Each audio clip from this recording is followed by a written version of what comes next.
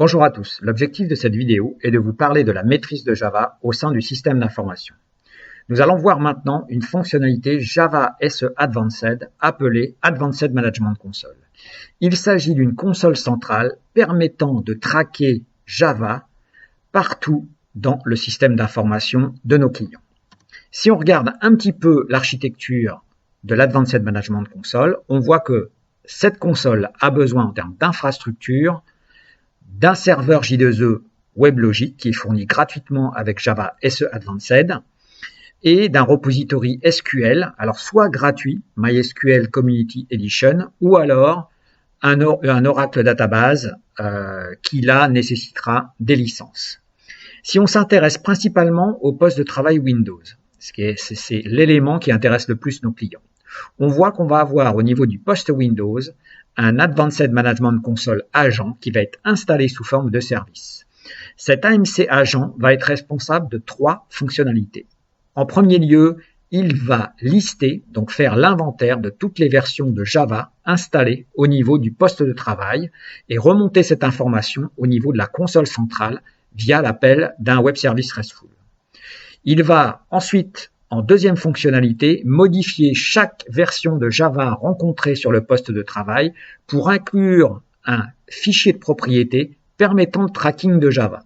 Un tracking d'exécution, c'est-à-dire qu'à chaque fois qu'une version de Java va être utilisée par un programme, on aura une petite trame UDP qui remonte vers la console centrale et qui va indiquer cette exécution.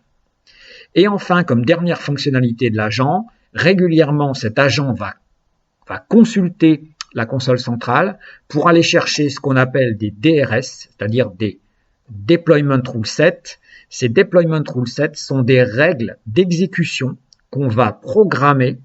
Ces règles d'exécution concernent l'exécution d'applets au niveau des browsers du poste de travail. Donc là, on pourra définir de manière centrale les règles d'exécution de toutes les applications utilisant des applets au niveau du système d'information. Alors, petit aparté sur la partie Linux, on voit bien que au niveau de Linux, on n'a pas d'agent. Donc, ça veut dire qu'on est obligé de donner le fichier, par exemple, de tracking Java à la main. Encore une fois, ce qui intéresse majoritairement nos clients, c'est la gestion de Java sur les postes de travail Windows. On va passer directement maintenant à la démo pour voir ça en détail. Ok, on se connecte donc sur l'Advanced Management Console. Ici, on est sur la page d'accueil. Premier onglet, on peut observer un onglet qui va lister la liste donc de tous les postes de travail de mon système d'information. Bon, pour ma part, on voit un poste, ce qui correspond à mon laptop. Si je regarde en détail, je vois un certain nombre d'informations et notamment tous les JDK installés sur mon poste. Je vois aussi un ensemble de déploiements de règles d'exécution d'applets qui sont arrivées. Si on regarde maintenant l'onglet Java Usage, on voit tout à fait la liste de tous les JDK qui ont été cette fois-ci exécutés et on voit le nombre d'exécutions. Donc ça permet d'avoir une vision de l'utilisation des JDK sur les postes clients et notamment surtout de la non-utilisation des JDK, qui voudrait dire que j'ai installé des JDK qui sont jamais utiles au sein de mon système d'information. Un onglet installeur qui permet de télécharger du Java, un onglet Rule Set qui permet de définir ces règles d'exécution d'applets. Donc là, si on clique sur cet outil, on voit qu'on a 2 règles d'exécution d'applets qui ont été groupées au sein d'un groupe appelé main.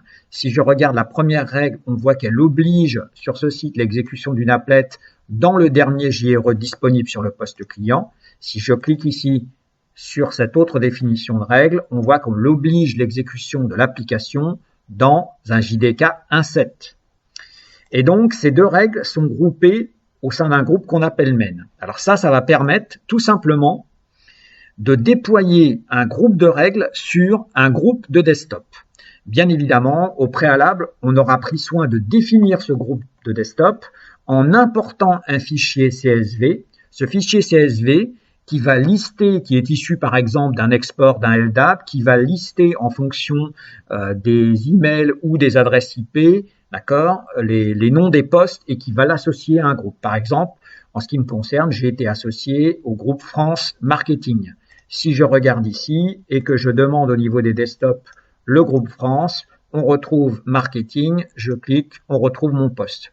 Et ça, donc, ça va permettre du coup de déployer des groupes de règles sur des groupes de postes, donc des règles pour le service finance sur le groupe des postes de travail du service finance.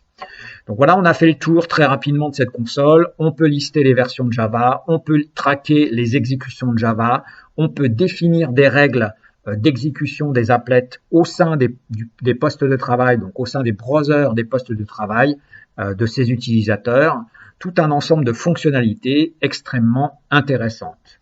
Voilà, merci pour votre attention. N'hésitez pas à suivre les autres présentations sur Java SE Advanced.